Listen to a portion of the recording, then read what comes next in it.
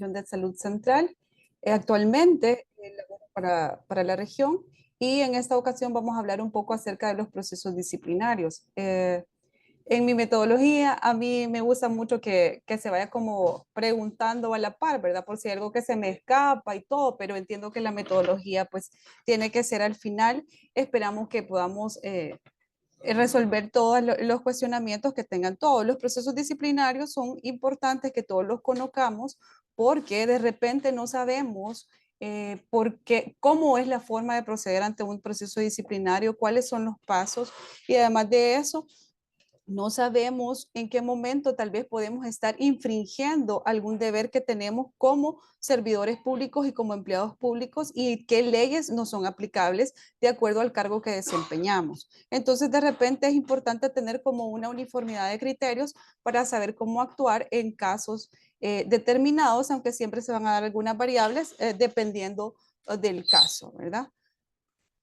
El contenido de esta tarde lo he hecho orientado de alguna manera como tanto como para colegas, digamos, de derecho y también como para otros empleados públicos, que sea de alguna manera entendible para todos.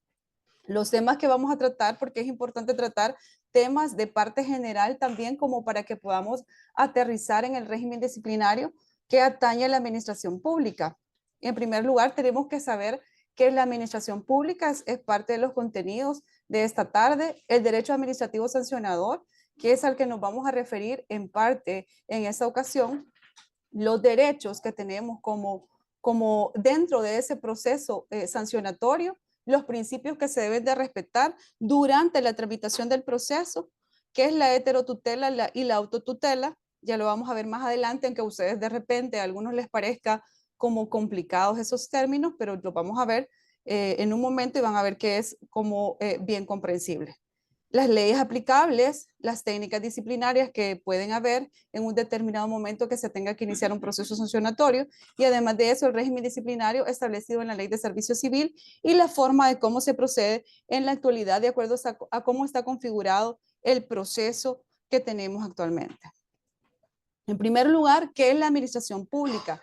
La administración pública es el conjunto de entidades estatales encargadas de realizar funciones de ejecución y gestión de la cosa pública con la finalidad de satisfacer el interés general o colectivo. Quizás aquí paro en la lectura de esto porque si ustedes se fijan a qué va encaminado, el fin principal de la administración pública es el interés general o colectivo. Quiere decir que tenemos que ampararnos en primer lugar en los primeros artículos de nuestra Constitución, ¿verdad? Porque siempre debe ir enfocada la administración pública a satisfacer el interés general o colectivo. Y esto pueden pensar ustedes que no es parte del tema, pero sí es importante conocerlo porque es lo que en un determinado momento cuando se inicia un proceso sancionatorio es lo que se trata de preservar, el bien común y el interés general. De ahí continúa la conceptualización de la administración pública, dice que sea uno de los instrumentos más importantes con que cuenta el gobierno en su tarea de dirección política, económica y social del país. A fin de realizar la satisfacción de los intereses generales, la administración cuenta con un poder no solo de crear normas generales y abstractas de rango inferior al legislativo. En ese sentido es porque existe una potestad normativa y que está definida también en la Ley de Procedimientos Administrativos para la Administración Pública de crear algunos reglamentos en un determinado momento de ley o para que pueda como ejercerse algunas funciones, ¿verdad? O temas en específico, sino también para emitir decisiones y hacerlas ejecutar de forma inevitable. Esto es en parte lo que nos atañe en esta ocasión y en esta tarde. Esta parte de emitir decisiones y hacerlas ejecutar de forma inevitable y esta conceptualización la podemos encontrar en la sentencia de la inconstitucionalidad 18 del 2008. Esas potestades se caracterizan como posibilidades y deberes de actuación que el ordenamiento jurídico atribuye a la administración para que puedan producir efectos jurídicos en la realidad y tengan la capacidad de imponer al administrado el deber de tolerancia al desarrollarse su ejercicio. Aquí también es importante definir que nosotros como administración pública nosotros ejercemos actos administrativos, se emiten actos administrativos y estos siempre tienen que ser enfocados para el bien común y para el colectivo. Además de eso, no debemos de perder de vista que la administración pública debe estar enfocada su quehacer para la población, ¿verdad? Porque si bien es cierto, existen cargos de confianza, entre otras cosas, todos los que somos empleados públicos, nuestra tarea y nuestra labor debe estar enfocada hacia la población. Es como por decirlo así, que en la administración pública nuestro patrono real es el pueblo. ¿Qué es el derecho administrativo sancionador? Luego que pasamos de esa breve conceptualización, tenemos que conocer que en el derecho administrativo existe el derecho administrativo sancionador. ¿Y cuál es la finalidad de esto? Garantizar la preservación y restauración del orden jurídico. ¿A través de qué? A través de la imposición de una sanción. ¿Qué va a ser esta sanción? Reprobar una conducta que sea reprochable ante el ordenamiento jurídico, obviamente, y además de eso, puede prevenir, ¿verdad? Que se continúen haciendo actos que no van a conllevar más que a un detrimento de los derechos del colectivo. El derecho administrativo sancionador es un poder que tiene la administración pública de sanción y que es ejercido por las autoridades administrativas y opera por el incumplimiento de distintos mandatos impuestos por normas jurídicas y va dirigido a los administrados, a las autoridades y a los servidores públicos. En este sentido, tenemos que distinguir que el derecho administrativo sancionador tiene como diferentes ramas. En algunos momentos va a ir enfocado y va a ir encaminado para los administrados. Los administrados somos incluso nosotros que somos empleados públicos, pero también va dirigido también para la población en general, que son los administrados, cuando ejercen una determinada actividad. Como por ejemplo, esto va enfocado cuando nosotros como administración, como Ministerio de Salud, por decirlo así, damos algún tipo de permiso, como por ejemplo para los centros educativos, y es de obligatorio cumplimiento para todos que deben de sacar ese permiso. Pero si alguien no tiene ese permiso, ya la ley contempla que se puede iniciar un proceso sancionatorio. En esa parte va dirigido para los administrados. ¿Y por qué va dirigido para las autoridades y los servidores públicos? También porque tiene que existir un orden y un mínimo de disciplina dentro de la institución y es lo que vamos a hablar en esta ocasión, que eso, como les digo, es una parte nada más general, pero en esta ocasión nos vamos a referir a lo que va enfocado a ese derecho administrativo sancionador cuando se aplica un proceso y se sigue un proceso para los servidores públicos y autoridades. Porque si bien es cierto, quizás en esa parte es importante también recalcar que como empleados públicos tenemos estabilidad laboral de acuerdo a la Constitución de la República, pero no significa que esta estabilidad laboral es inamovible en el tiempo. Porque si nosotros perdemos, por ejemplo, la idoneidad para el cargo o incumplimos otro de los deberes que ya están contemplados en las leyes, entonces ahí podemos ser sujetos a una sanción. Obviamente porque estamos incumpliendo y estamos ante el quebrantamiento de un deber. La potestad sancionadora. ¿Dónde la encontramos? La encontramos en nuestra Carta Magna, específicamente en el artículo 14 de la Constitución. Pero esta potestad sancionadora está jurídicamente limitada por la ley. ¿Bajo qué? Porque tenemos que regirnos bajo el principio de legalidad. Recordemos que existe en la Constitución el artículo que dice que no se puede más allá de lo que ya esté determinado en la ley. Entonces, esa es una atribución normativa que otorga a la administración pública facultades de actuación que producen efectos jurídicos a través, como ya lo vimos anteriormente en la diapositiva anterior, la imposición de una sanción. Pero para esto, ¿dónde está el límite, por ejemplo, de la ley? Uno de los requisitos es que se requiere la sustanciación de un proceso, porque siempre, porque si no, pues puede ser sujeto a una nulidad absoluta que ahora las tenemos determinadas en la Ley de Procedimientos Administrativos en el artículo 36. Quiere decir que si alguien comete un quebrantamiento o un deber y lo enfocamos en una falta o comete una de las causales de destitución o despido contempladas en la Ley de Servicio Civil, se debe de seguir un proceso para imponer una sanción. Y ya vamos a ver cuál es el régimen disciplinario que establece la Ley de Servicio Civil. ¿Y eso para qué? ¿Pero qué es necesario un proceso? un proceso es necesario para que exista el mínimo de respeto a los derechos y las garantías constitucionales que están, que tienen que regir en todo proceso y que como empleados también pues nos tienen que proteger porque tenemos varios derechos y que vamos a ver más adelante.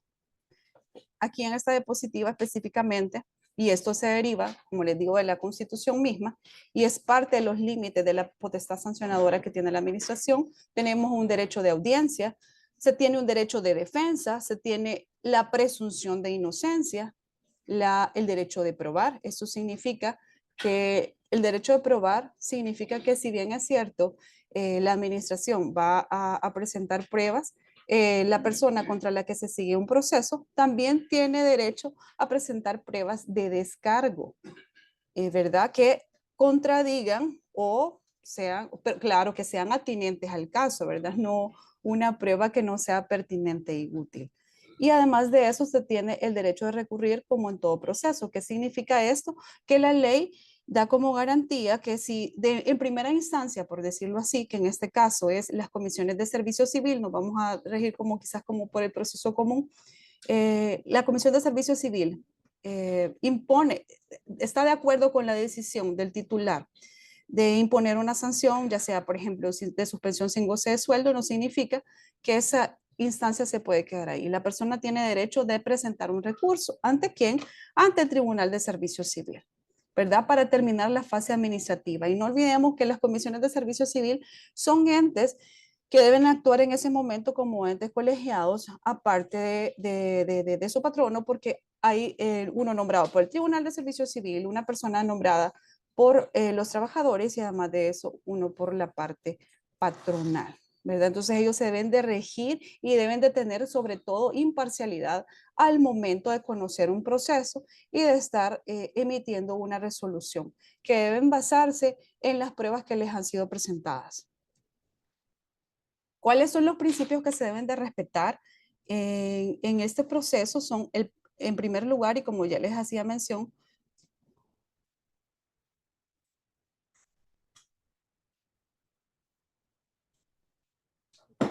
como les hacía mención, se tiene que respetar el principio de legalidad porque solamente se puede actuar bajo los parámetros que están establecidos en la ley.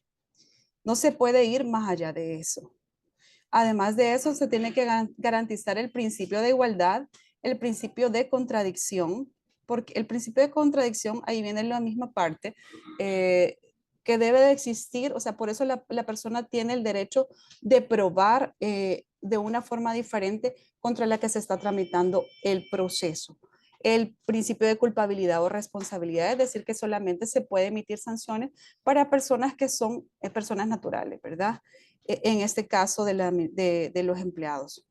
La proporcionalidad, esto es un principio que tiene que regir en el sentido que debe de ser proporcional a la infracción que se ha cometido, de acuerdo a la gravedad de la misma, ¿verdad? Y lógicamente que también se tienen que evaluar otro tipo de situaciones, como por ejemplo si es la primera vez que se sanciona al empleado, se tiene que evaluar esa situación y obviamente la gravedad, porque puede ser que sea la primera vez, pero la gravedad de lo que se ha cometido es muy grande. Entonces, en ese caso, como siempre se va a preservarlo, como les decía, el interés público, entonces sí se puede ir como una sanción más gravosa desde un inicio. Pero lo ideal sería que desde el momento en que esto es importante también hablar en este punto, que de repente no se informa desde un primer momento cuando se ha cometido una infracción. Entonces vienen como algo continuado, por decirlo así. Entonces, como no existe un precedente, no existe un antecedente de que se ha seguido un proceso, aunque sea una amonestación, porque eso ya es una sanción, entonces se sigue con el mismo y el mismo y el mismo comportamiento. Entonces, esto es importante que se inicie desde el primer momento porque es parte, ahí se genera como una parte de prevención, por decirlo así, para que no se continúe porque el empleado puede pensar que lo está haciendo bien o porque se dejó pasar. Entonces es importante que de una vez se sancione porque no podemos sancionar hacia atrás. No se puede iniciar un proceso por algo que sucedió, por ejemplo, hace 2 años. Si hace 2 años no se hizo nada, entonces no podemos iniciar algo que se hizo hace, el hecho se cometió hace 2 años, aunque se haya venido como reiterando. Lo que sí puede hacerse es que si hace 2 años se sancionó por alguna causal y que eso ha sido continuo, o sea, la persona no cambia en sus comportamientos, como por ejemplo que dé una mala atención al público, en este caso al paciente, y eso pues se tiene comprobado y no se, ya se inició un proceso sancionatorio, eso nos puede servir como antecedente para iniciar otro proceso, obviamente por un hecho distinto, ¿verdad? Porque ahí se va a evidenciar que se ha llevado como la gradualidad de las sanciones para imponer al final tal vez la sanción que es más gravosa, ya sea de destitución o de despido. Y otro de los principios que se debe respetar es el non bis idem, que es que no puede existir un doble juzgamiento para la persona, ¿verdad? Lo único que acá quizás tenemos que hacer énfasis en el hecho que en algún momento, por un hecho, pueden haber procesos paralelos o simultáneos, por decirlo así, porque atañen a diferentes entidades y no hay una identidad de sujeto, objeto y fundamento. Que esto, pues para los colegas abogados pueden buscar en la jurisprudencia cómo ampararse y verificar si hay una identidad de sujeto, objeto y fundamento, ¿verdad? Ver cuál es el bien jurídico que se ha protegido. En estos casos, por ejemplo, puede ser que se lleve un proceso ante la Comisión de Servicio Civil, pero cuando revisamos el hecho, también hay un quebrantamiento de la ley de deberes y derechos de los pacientes, por ejemplo, y se tiene que dar el aviso a la oficina tramitadora de denuncias. En ese caso, pues va a ser la junta respectiva, la oficina tramitadora de denuncias que pertenece al Consejo Superior de Salud Pública, quien va a ventilar esa parte porque la infracción cometida, porque el hecho se apega también a una infracción cometida que se encuentra dentro de la ley de deberes y derechos de los pacientes o también asimismo en el Código de Salud. Ahí es importante también que ustedes verifiquen el artículo 284 del Código de Salud, que por ejemplo se encuentra en el numeral 1, provocar y causar daño, impedimento temporal o permanente o la muerte de una persona por error, negligencia, impericia, abandono inexcusable o malicia durante el ejercicio de su profesión. ¿Verdad? Si se detecta, por ejemplo, este tipo de cosas son evaluadas, pero aquí, ¿quién va? Nosotros podemos interponer, o sea, la administración puede interponer el aviso, pero además el mismo paciente. Eso no significa que no se pueda llevar un proceso simultáneo dentro de la misma institución ante la Comisión de Servicio Civil, ¿verdad? Porque allí ya se ampara dentro de la causal, que es el deber, mejor dicho, que está contemplado en el artículo 31 literal B de la Ley de Servicio Civil, que dice que debemos desempeñar con celo, diligencia y probidad las funciones inherentes a nuestro cargo, ¿verdad? Ahí nos menciona la palabra diligencia, entonces ahí se puede seguir un proceso simultáneo, pero obviamente uno se va a ventilar ante la Comisión de Servicio Civil y las consecuencias van a ser diferentes a las que regula el Código de Salud.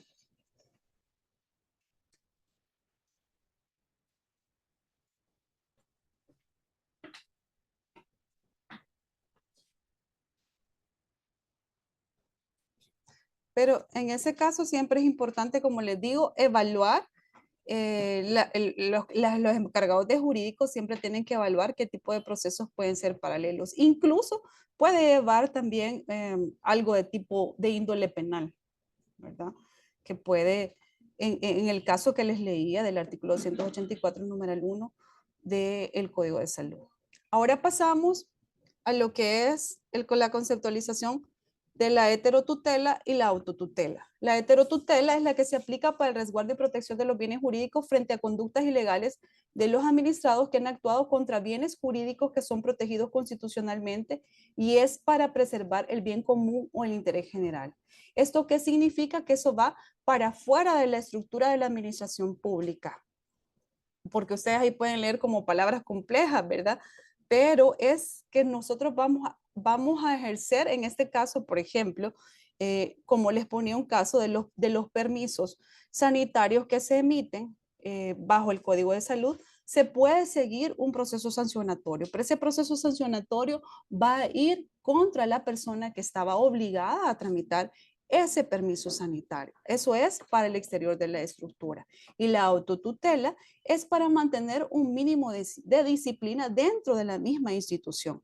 Es la que aplica hacia su interior con personas con las que tiene relaciones de naturaleza especial o sujeción especial, es decir, de supremacía especial. Esto significa que va para el interior de la estructura de la institución, que son los procesos disciplinarios a los cuales nos estamos refiriendo en esta ocasión, y que es conocido también en la doctrina y en la jurisprudencia como que va dirigido ad extra y ad intra. Ad intra es que va para el interior de la institución, y como les he venido repitiendo, es necesario siempre mantener un mínimo de disciplina dentro de la institución, porque si se dejan como, o sea, si no existiera esta digamos, este poder sancionatorio que tiene la misma administración, todo sería como más complejo y pues no saldríamos de los límites de la disciplina que debemos de tener.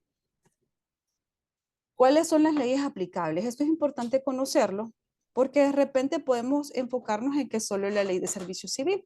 Ahí les he relacionado algunos artículos que son importantes, no significa que toda la ley no sea importante, pero por ejemplo tenemos el artículo 31 donde encontramos los deberes que tenemos como empleados públicos, el artículo 32 donde aparecen las prohibiciones, el artículo 41 al 49 donde aparece todo el régimen disciplinario que debe de aplicarse, y ahí dice quiénes pueden emitir sanciones también.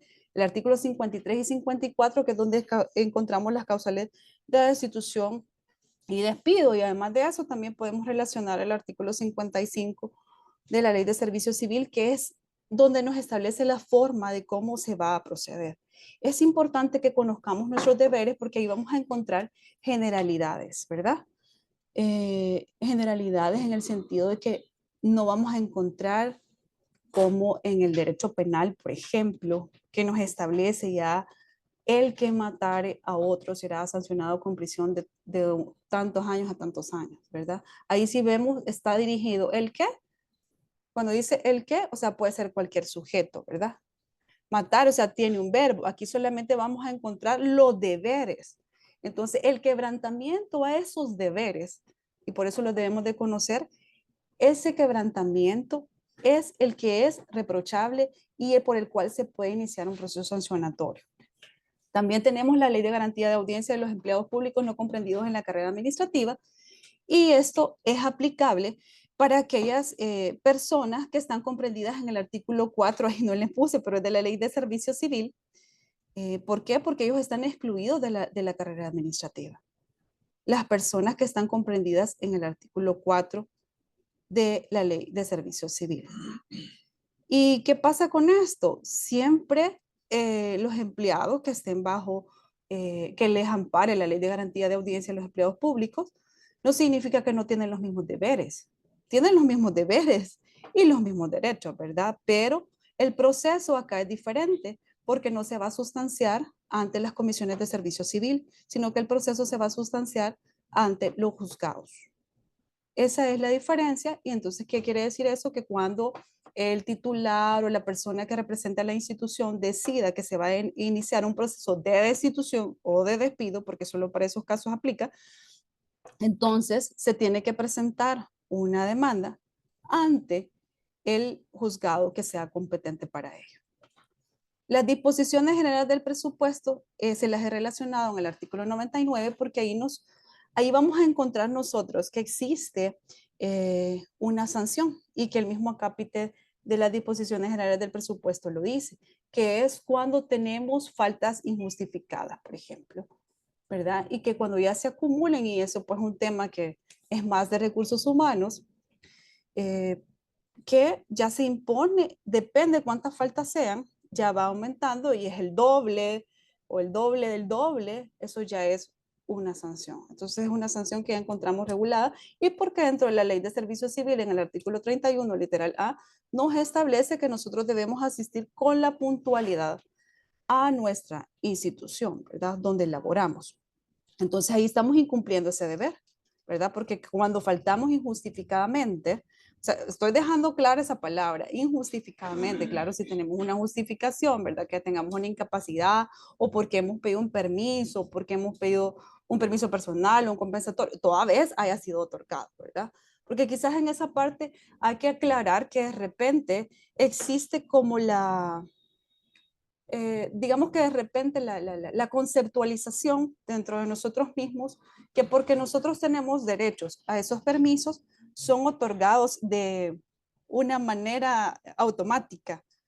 Obviamente, quien debe de evaluar si podemos, si nos van a otorgar ese permiso, es la jefatura inmediata. ¿Por qué? Porque tiene que evaluar si se va a dejar desprovisto el servicio en esa ocasión. Por ejemplo, si dos personas más han pedido permiso, entonces, no puede darle permiso tal vez a una tercera persona porque la otra persona lo solicitó antes y no puede dejar desprovisto el servicio o si se tienen, por ejemplo, otras actividades programadas. Entonces, todo eso se tiene que evaluar, todo eso tiene que ser programado y tenemos que seguir las reglas que ya están establecidas en la ley de asueto, licencias y vacaciones y el reglamento interno de los departamentos de recursos humanos, ¿verdad? Solicitarlo con la antelación debida cuando sea aplicable. Claro que van a suceder casos emergentes en los que probablemente necesiten pedir un permiso, pues de una manera como de forma inmediata, ¿verdad? Pero obviamente siempre tiene que ser evaluado por el patrono, por el empleador o por la persona que es el jefe inmediato dentro de la institución o dentro del jefe inmediato de la persona que está solicitando el permiso, porque no es que siempre nos vamos a ir para la máxima autoridad, para eso existen las jefaturas inmediatas. También tenemos otra ley aplicable, que es la Ley Especial para la Regulación de las Prácticas Clínicas de los Estudiantes de Internado Rotatorio, Año Social, médicos, odontólogos residentes en proceso de especialización. Aquí encontramos dentro del artículo 48 al 54 toda la parte de las infracciones. De repente a veces como que hay un desconocimiento de esta ley, ya quizás no es como tan nueva, pero ustedes acaban de encontrar que también hay infracciones que pueden cometer las personas que están en año social, por ejemplo, que están en un residentado, y ahí establecen las sanciones que pueden ser aplicables a los mismos, y eso no significa que porque tengan ese apartado jurídico especial, no significa que no van a tener también los deberes que están comprendidos en la Ley de Servicio Civil y en todas las disposiciones que tenemos internas nuestras. Además de eso, tenemos la normativa interna del MinSal. Dentro de ellos el reglamento de las normas técnicas de control interno específico del MinSal y que en los hospitales pues tienen sus propios reglamentos de normas técnicas de control interno específico. Es importante también conocerlas porque establece las evaluaciones, por ejemplo, como algunas comunicaciones, que ahí pues hasta ya de alguna manera nos regula que las comunicaciones pueden hacerse por medios tecnológicos, ¿verdad?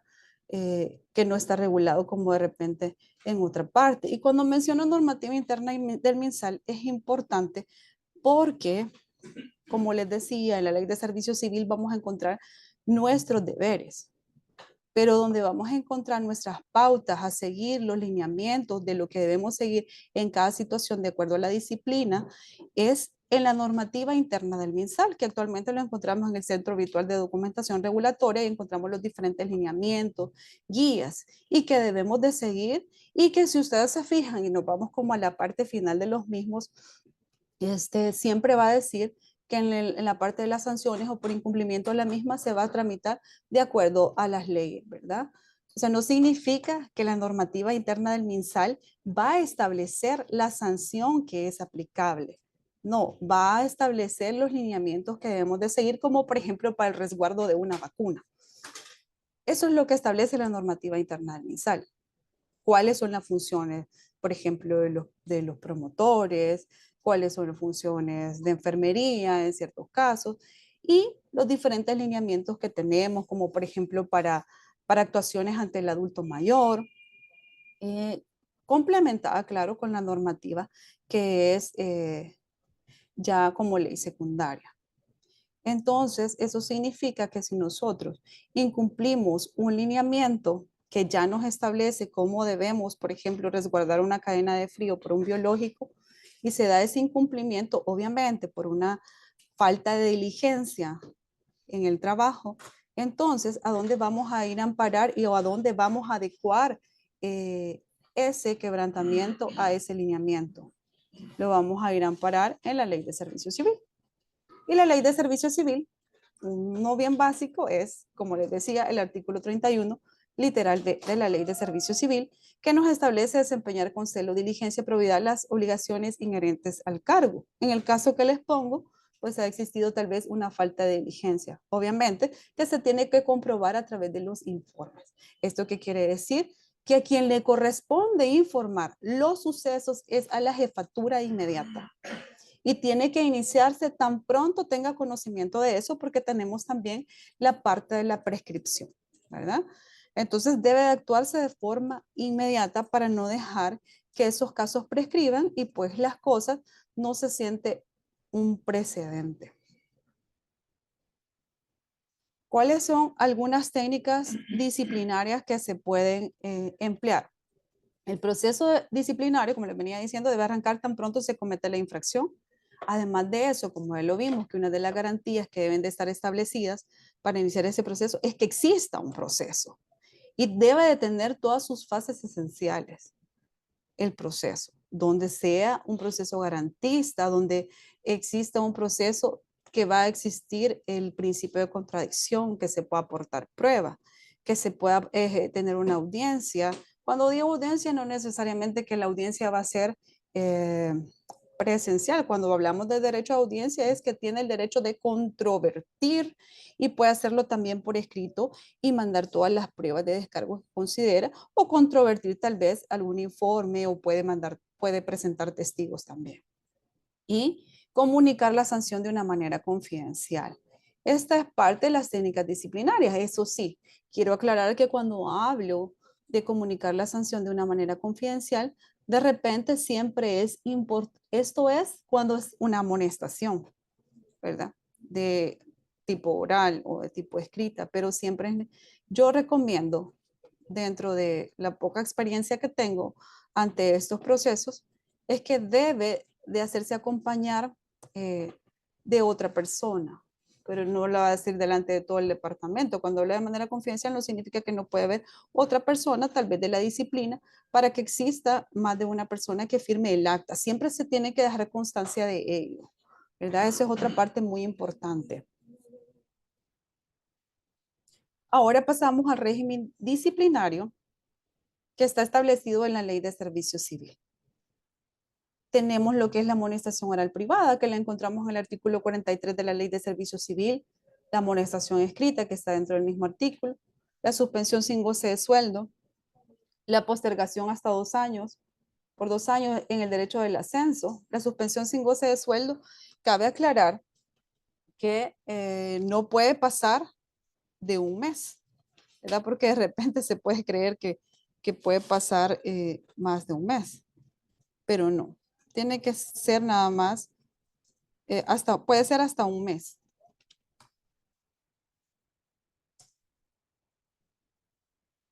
Además de eso, tenemos la rebaja de categoría que la encontramos en el artículo 49 de la Ley de Servicio Civil y el despido o la destitución. Y pues les he apartado aquí unas causales de despido, que no son todas las que regula el artículo, pero que me parecen muy importantes porque son como los por los que más se inicia un proceso sancionatorio. Por ejemplo, es el incumplimiento grave o reiterado de los deberes comprendidos en la letra B del artículo 31 de la Ley de Servicio Civil. Y si me han prestado atención, ya saben lo que dice el artículo 31 literal B, porque lo he mencionado como en 3 ocasiones en esta ponencia. Pero si ustedes se fijan acá, es importante recalcar que no basta con equiparar el hecho dentro del artículo 31 literal B, sino que ahí nos habla de un requisito extra, que puede ser un incumplimiento grave o reiterado. ¿Qué quiere decir eso? La reincidencia. Por eso les digo que es importante que si existen infracciones o quebrantamiento de deberes, se inicie un proceso. Y tal vez, si no es algo tan grave, se puede hacer como de forma gradual, porque ya la reincidencia entonces ya la podemos comprobar después ante otro hecho. Esa parte tiene que quedarnos claro que no es por un hecho que ha sucedido anteriormente. Por ese ya se sancionó. Pero si hay otro hecho, pero equiparable, digamos, al mismo incumplimiento del deber, entonces ahí ya entramos a la reincidencia o la gravedad del mismo. Cuando es un hecho que es demasiado grave, de una vez se puede ir a una causal de despido. Eso sí, ¿qué es lo que debemos de comprobar en este caso? La gravedad. En esta parte es importante que el hecho se acople, ¿verdad? A esos conceptos que nos da la ley, que lo llamamos en derecho como conceptos jurídicos indeterminados, porque no nos dice en qué va a consistir esa gravedad. No obstante, es lo que se debe de equiparar al hecho en concreto, esa gravedad. Y para eso se tiene que hacer como un análisis del bien jurídico que ha sido afectado, el daño que ha causado, ¿verdad? Que si se pudo impedir ese resultado, todo eso se debe de analizar. La diligencia que hubo ante el suceso para equipararlo a la gravedad que nos establece el artículo. O sea, como les digo, no solamente basta con que vayamos a leer qué es desempeñar con celo, diligencia y probidad. Debe de existir el factor de la gravedad o de la reincidencia para ya ejercer una decisión y iniciar un proceso como causal de despido. También tenemos la falta notoria de idoneidad manifestada en el desempeño del cargo, como les decía, que esto puede ser, o sea, cuando se contrata a una persona puede ser la idónea para el cargo, pero esta idoneidad, y la misma jurisprudencia nos lo dice, no es inamovible en el tiempo. La idoneidad la podemos perder. ¿Por qué? Porque de repente existe una displicencia al ejercer el cargo o por tantas cosas, ¿verdad? Que de repente se pueden dar tal vez en la fase de los años que transcurren, entonces esta idoneidad se puede perder. Pero obviamente se debe de probar. Y la comprendida en el inciso segundo del artículo 48 de la Ley de Servicio Civil. Esta es la que está establecida, es un caso especial de suspensión, que es en aquellos casos cuando la persona ha sido privada de libertad, ¿verdad? Y pasó el tiempo y esta persona pues no sale, no ha tenido una excarcelación, entonces ya estamos dentro de la causal de despido, ¿verdad? Porque no puede quedar como esa plaza por todo el tiempo suspendida. Declararse en huelga o abandonar o el cargo o empleo. Fíjense que lo puse acá porque me parece muy importante. Si ustedes se fijan acá, están dos causales. Una es declararse en huelga y la otra es abandonar el cargo o empleo. ¿Y por qué les digo que es importante? Porque de repente se tiene la conceptualización o la idea de que abandonar el cargo de empleo, porque tenemos una causal de destitución, que ya la vamos a ver también, que dice que es cuando el empleado falte por más de 8 días consecutivos al trabajo. Pero eso es una causal de destitución. ¿Qué quiere decir esto? Que abandonar el cargo de empleo puede ser que yo solo me vaya en la tarde, pero ¿qué es lo que pasa si yo abandono mi cargo porque me fui y sin ningún permiso, obviamente? No es porque si me voy con un permiso, no. Pero han existido muchos casos, pues, y tal vez los colegas han tenido muchos más casos de los que yo he podido evidenciar, que hay personas que de repente se van a mediodía y no han solicitado los debidos permisos. Eso significa abandonar el cargo o empleo y eso es una causal de despido. Eso significa que no, en esa causal no tenemos que esperar que pasen 8 días para poder ejercer un proceso ante la Comisión de Servicio Civil. Las causales de destitución que les he copiado acá, que las encontramos en el artículo 54 de la Ley de Servicio Civil, dice, por ejemplo, faltar gravemente los deberes comprendidos en la letra C a la I del artículo 31 de la Ley de Servicio Civil, que como ya les dije, está... y aquí también se da como esta parte, dice faltar gravemente. Por ejemplo, acá encontramos de que tener seriedad en el desempeño del cargo, tratar con dignidad a los superiores jerárquicos, obedecer las órdenes en asuntos de trabajo. Eso lo encontramos acá también, pero en esos literales que menciona ahí, pero también está que debemos de probar la gravedad. Si ustedes se fijan, acá no nos habla de la reincidencia, acá lo que se debe probar es la gravedad, porque acá entonces se tiene que evaluar siempre cuál es el daño causado, si se pudo evitar, entre otras cosas para probar esa gravedad. Ejecutar actos graves de inmoralidad en la oficina donde se trabaja o fuera de ella cuando se encontrara en el ejercicio de sus funciones. Esta parte quizás lo importante de aclarar es que se debe probar esa inmoralidad y que no solamente se refiere. Tenemos un comentario, no sé si lo despejaría ahorita o hasta el final. Ok. Dice, la reincidencia por resolución de sala no debe aplicarse. No sé si podría profundizar más sobre el tema o... Ejecutar actos graves de inmoralidad en la oficina donde se trabaje o fuera de ella cuando se encontrare en el ejercicio de sus funciones. Es decir, aquí en esta parte, la inmoralidad es importante que se determine que no solamente se refiere a actos de tipo sexual, ¿verdad? Sino que a lo que va en contra de la moral. Ingerir bebidas embriagantes, usar drogas enervantes en el lugar de trabajo o presentarse al desempeño de su cargo en estado de ebriedad o bajo la influencia de dichas drogas, abandono del cargo de empleo que se presumirá cuando el funcionario o empleado faltare por más de 8 días consecutivos sin causa justificado al desempeño de sus obligaciones. Quizás en esta parte ya se les había mencionado cuando hablaba del artículo anterior, pero es importante quizás recalcar que de acuerdo a los criterios emitidos por el Tribunal de Servicio Civil, hay una ley, hay una edición en la que están algunos criterios que han emitido por consultas que se han realizado en un determinado momento por diferentes instituciones, que no los vamos a considerar como que tiene que ser solamente en días hábiles, sino que días consecutivos. Quiere decir que va a contar también el sábado y el domingo. ¿Y esto por qué es? Porque el sábado y el domingo también es remunerado, en primer lugar. Y en segundo lugar, porque está establecido, nada, porque no vamos, porque está establecido como un asueto dentro de la ley de licencias, asuetos y vacaciones de los empleados públicos. Esa parte quizás habría que aclarar. Teníamos una pregunta sobre eso, pero creo que ya dice, en el abandono incluye entonces sábados y domingos. Es lo que acaba de decir, Ok. entonces supongo que ya está. Okay.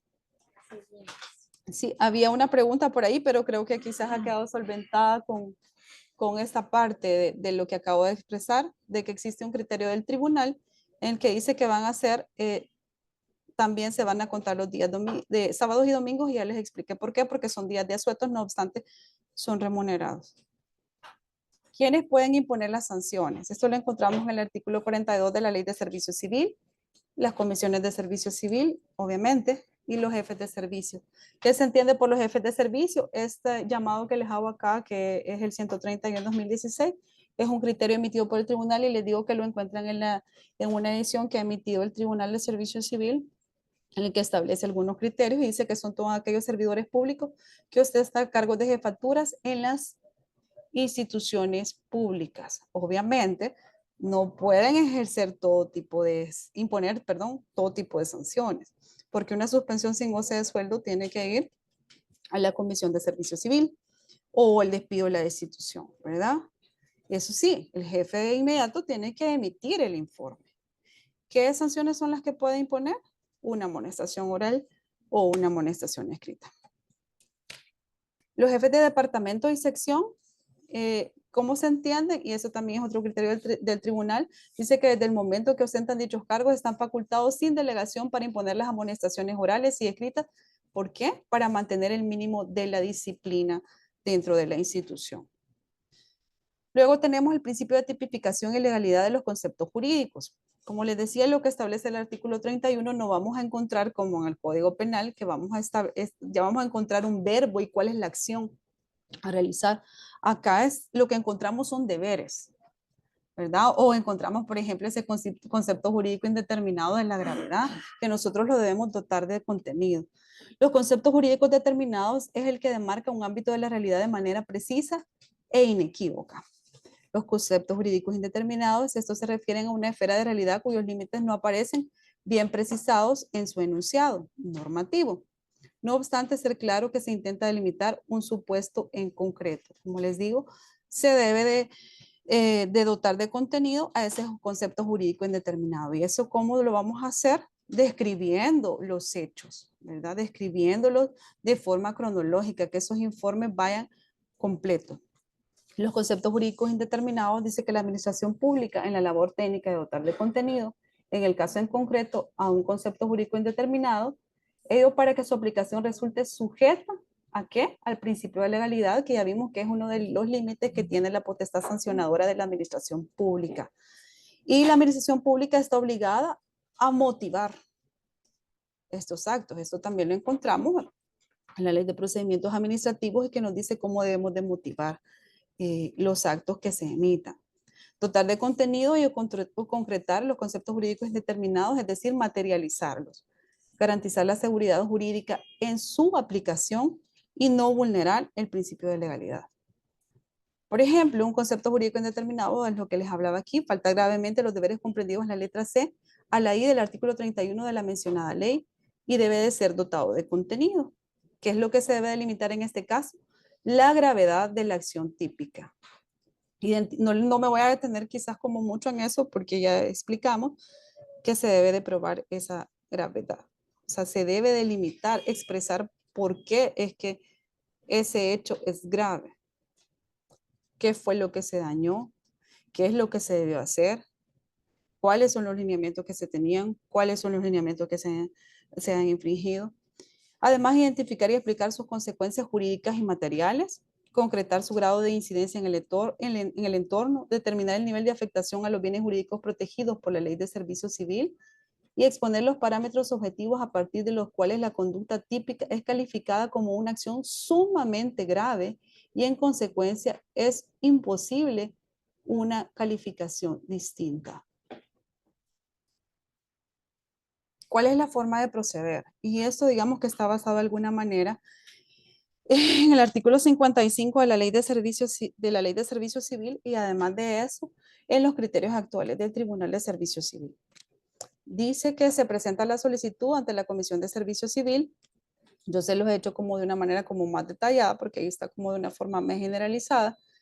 Y dice que la Comisión de Servicio Civil debe de prevenir. O sea, la Comisión de Servicio Civil si detecta que hay alguna falta de un requisito o detecta algo que debe de prevenir, entonces debe de notificarle a la parte que ha presentado la solicitud.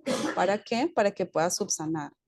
O si digamos que todo considera en su análisis los miembros de la comisión, los integrantes de la comisión que está bien, entonces van a admitir la solicitud y en el auto de admisión emplaza al demandado, porque ustedes saben que este es un derecho que se tiene cuando decimos emplazar al demandado, va a tener 3 días como para que sepa que se está siguiendo un proceso contra o sea, la persona, el empleado, tenga conocimiento del hecho por el cual se ha iniciado ese proceso. Además de eso, las pruebas que se han presentado, porque le tienen que dar una copia íntegra de todo lo que se ha presentado y tiene 3 días para contestar. ¿Qué va a contestar? Puede ser que acepte, puede llenarse. O también puede ser que conteste en un sentido negativo y va a exponer los motivos por los cuales se está oponiendo. Aunado a ello, va a proponer las pruebas de descargo que existen a su favor y en caso no conteste, porque si actualmente buscamos nosotros la ley de servicio civil, todavía aparece como un texto ahí que si no contesta, entonces se iba a resolver. Pero existe una inconstitucionalidad, que es la 290 del 2015, en la que dice que no puede hacerse de esta manera porque de alguna manera vulnera derechos. Entonces siempre debe de aperturarse a prueba. Y luego también la Comisión de Servicio Civil señala la audiencia en caso de necesitar que se realice. Luego la sentencia debe de emitir la sentencia, la Comisión de Servicio Civil, y eso lo encontramos en el artículo 59 que dice que las sentencias de las comisiones y del Tribunal de Servicio Civil solamente expresarán en forma concisa el caso controvertido, las relaciones tratadas de las pruebas de la información, su apreciación y evaluación y la resolución que corresponda. En esta parte es importante recalcar que siempre las resoluciones deben de ser motivadas. ¿Esto qué quiere decir? Que debe decir el grado de afectación que tuvo y por qué la Comisión de Servicio Civil, en cuanto a las pruebas presentadas, valorar cada prueba que se ha presentado, aunque sea documental, y darles un valor probatorio, ¿verdad? Que tiene que explicar por qué no se tuvieron en cuenta tal vez algunas pruebas, por qué sí se tuvieron en cuenta algunas, ¿verdad? Y luego también, como les explicaba de un inicio, se tiene derecho a recurrir. Y esto lo encontramos en el artículo 56 de la Ley de Servicio Civil y dice que la autoridad o jefe y el funcionario empleado interesados podrán recurrir en revisión del fallo para ante el Tribunal de Servicio Civil. El recurso para ser admisible deberá interponerse por escrito dentro de los 3 días hábiles contados desde el siguiente de la respectiva notificación ante la comisión sentenciadora y en él se expresará de una sola vez los motivos que se tengan para impugnar la resolución. Este término es fatal. Interpuesto el recurso, la comisión lo admitirá y remitirá los autos al Tribunal de Servicio Civil en el mismo día y sin otro trámite ni diligencia. Y a quien le corresponde diligenciar este recurso, obviamente, es al Tribunal de Servicio Civil. Bueno, muchas gracias por su atención. Quizás vamos a responder las consultas que están y me las van a ir trasladando. Tenemos varias sobre la presentación, si habría problema con que la compartamos. No, vaya, No habría problema. También recordar que la presentación fue grabada toda la clase, entonces para cualquier persona que quiera volverla a revisar la puede encontrar en nuestro canal de YouTube. Nos encuentran como Formación y Desarrollo del Talento Humano del Ministerio de Salud. No sé si tenemos alguna pregunta, algún comentario. A partir de este momento está disponible la opción para que cualquier participante pueda activar su micrófono. O también podemos continuar dándole lectura al chat.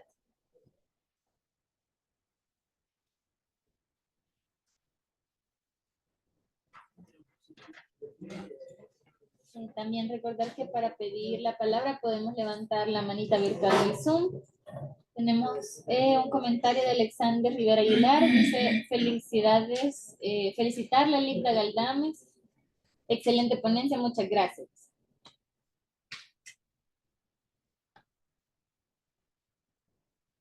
¿Tenemos algún comentario?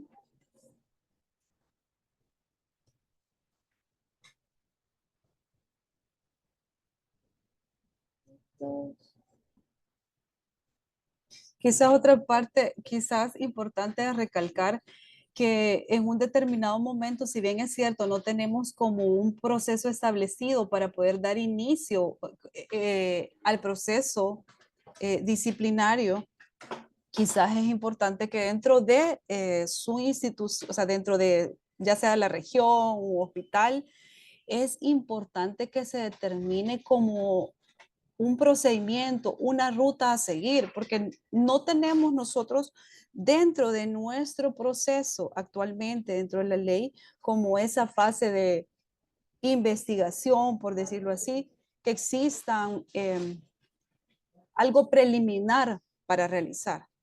Pero es importante que en algún momento ustedes dentro de su, ¿verdad? Dentro de su región o u hospital se establezca esa ruta. ¿Quién debe dar el informe? ¿Cómo se va a iniciar? Y eso porque lo digo, porque de repente sabemos que la estructura organizativa del Ministerio de Salud es compleja. Entonces, tenemos diferentes comisiones de servicio civil, tenemos, porque en las regiones, por ejemplo, tenemos comisiones de servicio civil, en los hospitales también tenemos comisiones de servicio civil. Tenemos que saber bien nuestra estructura organizativa y saber quién debe de hacer ese informe, quién lo tiene que ampliar, quién tiene que emitir una opinión técnica en un determinado momento, si ese informe inicial se ha quedado corto o porque no tenemos o tenemos que hacer como una fase de investigación, por si tenemos que preguntarle a alguien más que haya sido testigo del caso, si se tiene que revisar cámaras, si se tiene que pedir otros informes a las áreas técnicas como para conocer. ¿Por qué? Porque el área jurídica de repente no tiene el bagaje de todo de todas las disciplinas, ¿verdad? Entonces, es importante que se establezca esa ruta. ¿Quién va a ser el... Por ejemplo, en las regiones, tenemos la región como cabeza, digamos, por decirlo así, ahí está un titular. O sea, no el titular, sino que el director regional. Entonces, después tenemos al CIBASI. Después del CIBASI tenemos a los niveles locales. Entonces, ¿qué pasa si se comete un quebrantamiento de un deber en un nivel local? ¿Quién debe hacer el informe en ese caso? Obviamente, lo tiene que hacer el director de la unidad de salud. Y obviamente eso tiene que pasar por el CIBASI. El CIBASI tiene que emitir también sus propias opiniones o probablemente tenga más insumos dentro del mismo caso. Entonces ya lo tiene que mandar a la región para que la región, porque el único que tiene la potestad y la facultad de poder presentar esa solicitud ante la comisión en estos casos es el director regional.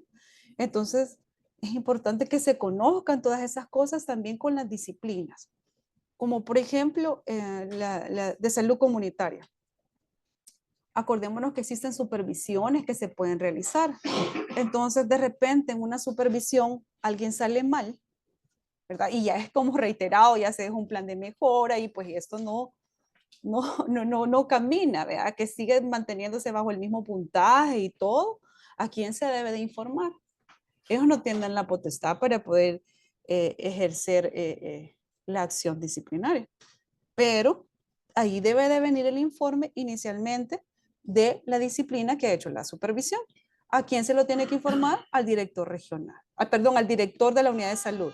El director de la unidad de salud tiene que retomarlo y ver qué es lo que aplica y ver si lo tiene que pasar a CIBASI, emitiendo ya una opinión técnica.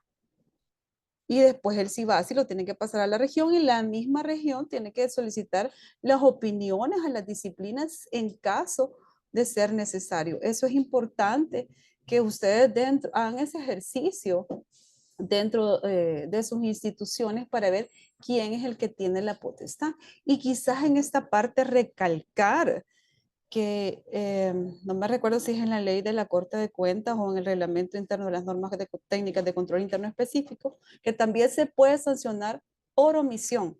¿Qué quiere decir esto? Que si el jefe inmediato no informa lo que está pasando, él puede ser sujeto a una sanción. ¿Por qué? Porque tampoco está siendo diligente dentro de su estructura organizativa que tiene, aunque sea más pequeña. Entonces puede sancionarse por la omisión que se está cometiendo también. Y fíjense que este pensamiento es muy bonito, donde dice que cuando el trabajador es tratado por igual, que el bueno, el malo no mejora y el bueno se desmotiva. Esto es importante porque de repente yo no comparto de alguna manera esto en el sentido de que yo voy a responder por el trabajo que yo realizo, ¿verdad? Pero no obstante, este es una realidad que de repente, si la persona que está incumpliendo un deber no se le sanciona, la otra persona se va desmotivando. Tenemos una pregunta, dice, ¿puede un encargado de un área sin acuerdo del cargo de jefatura iniciar un proceso sancionatorio? No, creo que quizás, bueno, quizás en esto que acabo de decir, tal vez eso ha quedado como claro. Acá dijimos quiénes pueden imponer sanciones, la Comisión de Servicio Civil y los jefes de servicio. Dimos una conceptualización de los jefes de servicio, ¿verdad? Pero los jefes de servicio no pueden iniciar un proceso sancionatorio de despido, destitución o de suspensión sin goce de sueldo. Todos los que deban ventilarse ante la Comisión de Servicio Civil o ante los juzgados o sea, obviamente el director regional, por ejemplo, el director del hospital, lo va a hacer con los informes que le emitan. Con eso, él tiene la facultad de poder presentar un proceso ante la Comisión de Servicio Civil por medio de las personas que él ha facultado para poderlo hacer, en este caso, la unidad jurídica. Pero ¿qué sí puede hacer un jefe? Lo que puede hacer es imponer una amonestación oral o una amonestación escrita, pero quizás en esta parte hay que recalcar y no hay que dejar eso en el vacío, que siempre se debe garantizar un derecho de audiencia. ¿Qué quiere decir esto? Que la sanción de la amonestación no se aplica en automático.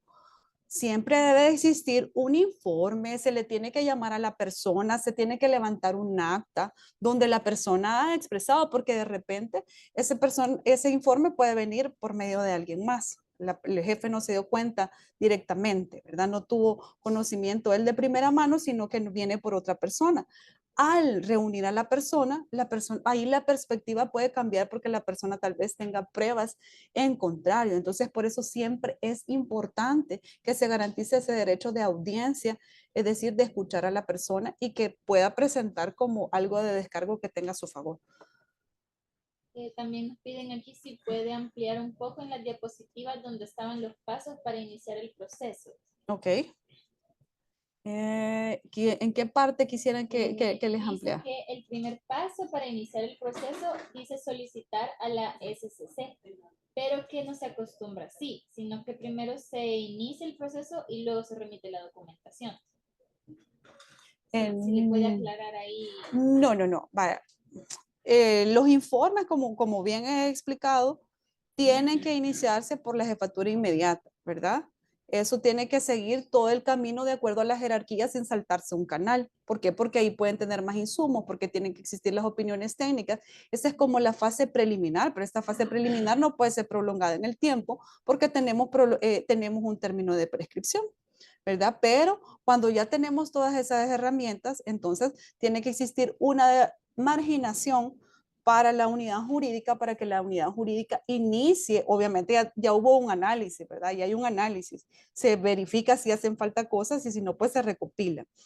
Ya cuando se tiene todo eso, se hace la solicitud ante la Comisión de Servicio Civil para poder iniciar el proceso sancionatorio, en este caso disciplinario, ¿verdad? Para los empleados públicos.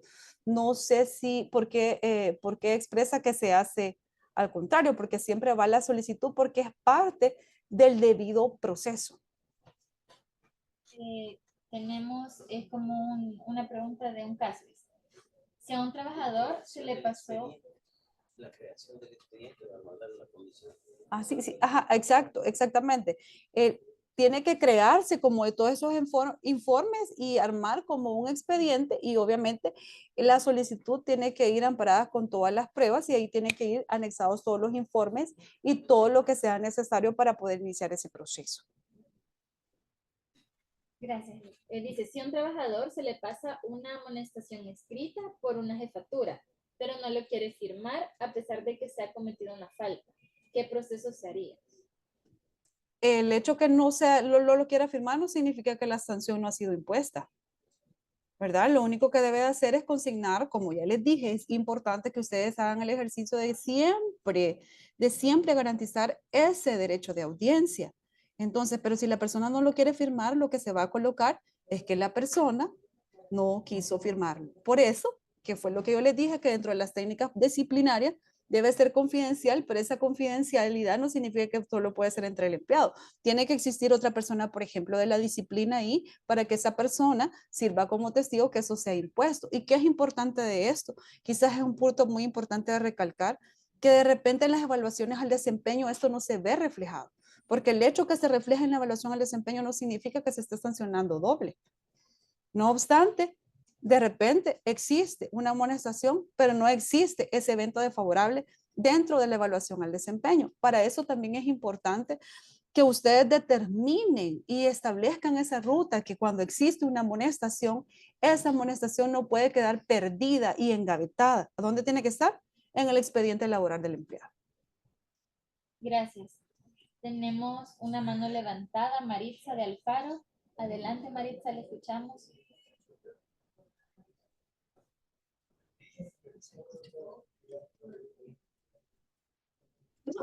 Buenas tardes, licenciada. Una consulta. Cuando un empleado solo viene a realizar la marcación y se retira inmediatamente de la institución, ¿qué amonestación procede? Se recuerdan que, perdón, que se escucha como doble, ya verdad. Acá voy a recapitular. Vimos en el artículo 53 una de las causales de despido. Yo expliqué que aquí está declararse en huelga o abandonar el cargo o empleo, ¿verdad? Entonces aquí en abandonar el cargo o empleo es una causal de despido, ¿verdad? No, la causal de destitución es que tenemos que esperar esos 8 días consecutivos. Entonces aquí, bajo el planteamiento que usted, obviamente tiene que ser probable, ¿verdad? Y tienen que emitirse los informes porque de nada nos sirve que se vuelvan secretos a voces, perdón por la expresión, pero que no se documente. Siempre tenemos que documentar, siempre tenemos que atestar. Entonces, esa causal es de abandono del cargo o empleo y eso ya está dentro de los criterios del Tribunal de Servicio Civil. En la parte que les dije que está, hay una edición en la que establece algunos criterios en base a consulta que se han realizado. Y ahí lo podemos encontrar, que el abandono puede ser por unas horas. Les voy a leer. En la consulta I-99 del 2016 se resolvió, entre otras cosas, que la causal de despido se configura aún cuando el trabajador abandona su empleo por horas, pues en ese lapso de tiempo puedes atender un asunto importante para la institución. Artículo 53, literal I, de la Ley de Servicio Civil. ¿Y qué nos dice el artículo 53, literal I, de la Ley de Servicio Civil? Declararse en huelga o abandonar el cargo o empleo. Muchas gracias. Gracias, licenciada. ¿Tenemos alguna otra pregunta?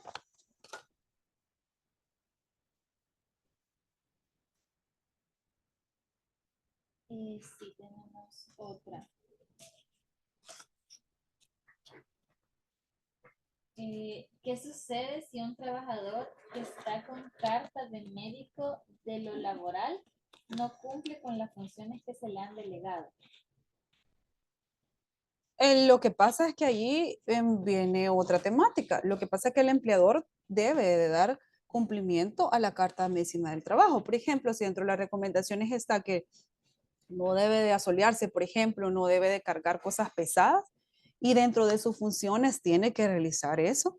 Obviamente se tienen que adecuar las funciones apegado a las recomendaciones de la Carta de Medicina del Trabajo, ¿verdad? Si él no las quiere realizar, nosotros tenemos que dejar documentado que le vamos a asignar nuevas funciones. ¿A dónde tiene que estar eso? En el expediente. Y obviamente se lo tenemos que comunicar al empleado, que tiene que realizar las nuevas funciones porque nosotros tenemos que dar cumplimiento, porque si no, eso puede ser sujeto a una multa muy grande para el patrón. Gracias, Liz. Tenemos una para nosotros. Dice, buenas tardes, Unidad de Formación y Desarrollo. ¿Podrían compartir la grabación?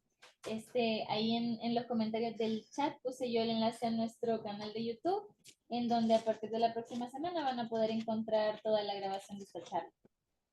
No sé si tenemos alguna otra pregunta, algún comentario. Lic, una pregunta. Cuando Del Paro tiene la mano levantada. Adelante. Sí, Lic, buenas tardes. Cuando el empleado tiene carta de lo laboral y en la institución se le han hecho las modificaciones de funciones y no puede levantar artículos pesados, pero ella en sus asuntos personales mueve cargas superiores a lo que está establecido en su carta de lo laboral, ¿qué procede, Lic? No, vaya, pero lo que pasa es que acordémonos de algo. Nosotros vamos a dar cumplimiento a las recomendaciones, ¿verdad? Que nos ha llegado por la Carta de Medicina de lo Laboral, del Trabajo, ¿verdad? Que lo emite el seguro. Ahí nosotros estamos dando cumplimiento y que es lo que tenemos que hacer, modificar las funciones, dejar el atestado en el expediente del empleado y notificarle obviamente que se le han asignado otras funciones y hacerle un listado de funciones. Ahí nosotros estamos cumpliendo. Si la persona incumple en su vida personal, eso parte de su autocuido, ¿verdad? El autocuido que la misma persona debe de tener, pero eso se sale de la esfera de nosotros, porque ese es un ámbito privado. No obstante, él esté incumpliendo, pero eso es parte del autocuido que la persona debe de tener. Nosotros damos cumplimiento modificando las funciones de acuerdo, claramente está, a lo que está establecido en las recomendaciones, que son 1, 2 o 3 de la Carta de Medicina del Trabajo. Muchas gracias. No sé si hay alguna otra pregunta. Tenemos aquí una felicitación. Dice, felicitar a la licenciada por tan importante temática que nos va a servir de apoyo en situaciones que ameriten el cumplimiento de procesos disciplinarios. Por el tiempo, no sé si... tenemos también aquí otro participante, Herbert Arnoldo. No sé si quisiera hacer algún comentario. Hola, sí, buenas tardes. Buenas tardes. Fíjese que mi comentario va, bueno, cuando hablaba de los causales de destitución, que quizás por costumbre lo que hemos traído arrastrando todo el tiempo, se han esperado los 8 días para poder proceder a pasar a la comisión una destitución. Y pues hoy estaba por lo menos enterándome en caso personal, pues de que con horas que la persona abandone su trabajo, por decir algo, si lo logramos documentar, puede pasarse el caso documentado a la Comisión de Servicio Civil y proceder a la destitución de la persona, según estoy viendo ahí en los artículos que estaba explicando.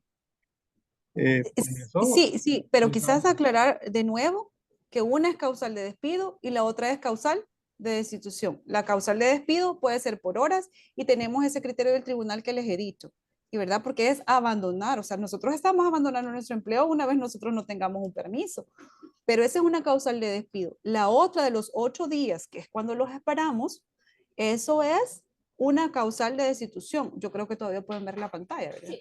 Ajá, ahí la encontramos en el artículo 54, que ese es abandono del cargo de empleo y que ya nos establece los requisitos de la causal de destitución. Y dice que se va a presumir cuando el funcionario o empleado faltare por más de 8 días consecutivos sin causa justificada al desempeño de sus obligaciones. Entonces, ¿cuáles son los requisitos de la causal de destitución? Que falte por más de 8 días consecutivos y que sea sin causa justificada. Esos son los dos requisitos que deben de cumplirse. Pero además de eso, hacer de nuevo el énfasis en que esos días consecutivos no tienen que ser hábiles, pueden ser consecutivos, ¿verdad? Porque de repente teníamos como esa aplicación ahí que esperábamos, digamos que eran 8 días, pero los contábamos los primeros 5 días de la semana y esperábamos hasta lunes, martes, miércoles de la siguiente semana. No, allá con una semana que falte, o sea, ya nos cuenta sábado y domingo. correcto, porque No a sé veces si le quedó como aclarada esa duda. sí, claro, y porque a veces se da el caso de que, bueno, viene la persona y nos dice, mire, yo necesito permiso hoy, pero no se lo autoriza el jefe, pero él se va, pues. Eh, Se va esperanzando que lo van a reportar únicamente que le descuenten el día y que se lo hagan doble según lo que decía el artículo, posiblemente el artículo 99, así ya son 2 días, el siguiente o hasta el tercero, o si son más de llegar hasta el día que tiene. Pero Entonces, solo quizás en esa ha ese sido la... punto hay que tener un gran cuidado porque como les dije y se los puse ahí en las leyes aplicables, que les puse el ejemplo del artículo de las disposiciones generales del presupuesto donde nos habla y el mismo capítulo de ese artículo nos dice que es una sanción. Entonces, si vamos a sancionar de una manera distinta, no tendríamos que aplicar ese descuento del doble si se va a pasar a la Comisión de Servicio Civil y se tenga documentado el caso. Ok, Porque si y no la, nos pueden interponer que ya existe como una sanción al respecto. correcto, solo tendría que ser una, que sería el despido, digamos. Exactamente. En el caso de las horas, así es. Pero Y obviamente la, lo o- tenemos que documentar y ese informe tiene que ir bien documentado. y la otra licenciada, no sé si en el caso, siempre hablando de las disposiciones generales y la ley de asueto de licencias y vacaciones, en el caso de la última modificación, donde desaparecieron esos 15 días, pero a mí lo que me llama la atención es las consultas, por decir algo, de las personas que Okay. van y que hoy han quedado aplicadas a los permisos personales o Sí, a la... quizás eso se sale como del tema, pero sin embargo le voy a explicar. Si nosotros vamos y leemos el artículo 6 de la ley de asuetos y vacaciones, cuando no estaba reformado, vamos a verificar que los cambios que ha tenido es que nos quitaron la excepción de los 15 días sin certificado médico. Pero, ¿qué es lo que decía el artículo 6? Que era por enfermedad que incapacite al empleado. La cita de que tenga una persona o exámenes que se vaya a realizar no incapacita al empleado, no es una enfermedad. No sé si me explico en esa parte. No es una enfermedad y nunca estuvo contemplado así. Donde encontrábamos que se iban a tomar dentro de los 15 días de que teníamos informales, ¿a dónde lo encontrábamos? En el reglamento de recursos humanos del Ministerio de Salud, en donde decía, no les voy a quizás decir textual el artículo porque no lo recuerdo textual, pero nos hacía referencia a que si se tenía una cita o exámenes de laboratorio o también se aplicaba en casos de fisioterapia, ¿qué pasaba en este caso? Se iban a descontar de las licencias no formales. Allí nos hacía referencia, allí es donde estaba regulado. Sin embargo, el artículo siempre ha dicho que es por enfermedad que incapacita al empleado para ejercer sus labores. Entonces, no sé si con esa parte como le solvento algo. Sí, lo único que, vaya, para nosotros, cuando hicieron el reglamento, le voy a dar mi apreciación. Cuando se hizo el reglamento en el 2011, que fue la última reforma que tuvo, Sí, se introdujo pensando en que las personas, como quien dice, no se contabilizaban. Al principio no se contabilizaban las consultas dentro de los permisos informales. Fue hasta el 2011 ok. que se introdujo en el manual, en el reglamento de recursos humanos. Entonces, hoy Ujú. que se mueve, como queda en el vacío, entonces y desaparecieron los 15 días informales, entonces, bueno, hoy de dónde lo voy a tomar, claro, pero porque así fue la aplicación que habían hecho. Pero en el caso, según mi Ujú. apreciación, eso era algo que no estaba para que Exacto. fuese descontado. El problema fue que se aplicó al reglamento por el hecho de ver cómo se minimizaba un tanto aquellas personas que iban constantemente al seguro, ¿va? Hoy solo queda Ujú. aquellos casos que son ya como medicina del trabajo o que es ya crónico. Sí, quizás ahí en esa parte, porque cuando usted dice que las personas van constantemente, entenderíamos que son las personas con enfermedades crónicas. Y ahí tenemos una opinión jurídica acá del ministerio en la que nos establecieron en los lineamientos o las directrices que enviaron de parte de recursos humanos, donde dice que no van a ser sujetos de descuento por la reforma al artículo 52, inciso segundo de la Ley de Servicio Civil, que es cuando la persona tenga una enfermedad crónica incapacitante, ¿verdad? Entonces, si esa persona tiene una cita, entonces obviamente a esta persona no se le va a descontar. Pero ¿qué necesitamos para eso? Que esto esté documentado, obviamente, dentro del expediente laboral del empleado, ¿verdad? Entonces nosotros necesitamos, la parte de recursos humanos necesita tener ese atestado. Porque fíjese que el otro problema que se nos da constantemente es en el caso con las embarazadas, porque hoy con la ley Nacer con Cariño tiene que asistir la pareja al seguro. Quizás ahí voy a hacerle quizás otro, digamos, otro apartado. No recuerdo el artículo, pero creo que es el artículo 18 del reglamento del amor convertido en alimento, donde nos establece que los controles prenatales, la persona tiene permiso una vez presente su constancia de estadía. Entonces ese es otro tipo de permiso y que es de forma Ah, estricta. Ajá. Ahí lo puede encontrar ok, usted en el reglamento de la ley amor convertido en alimento. Creo que está en el artículo 18, pero si no, usted pues, ok. lo busca por ahí. Ahí está. Entonces allí nos vamos a salir de todas esas partes. Si hay un control prenatal, ¿dónde lo vamos a amparar? En ese artículo. Ok, muchísimas gracias, le agradezco. A la orden. Ok, muchísimas gracias a todos espero que les haya quedado un poco claro.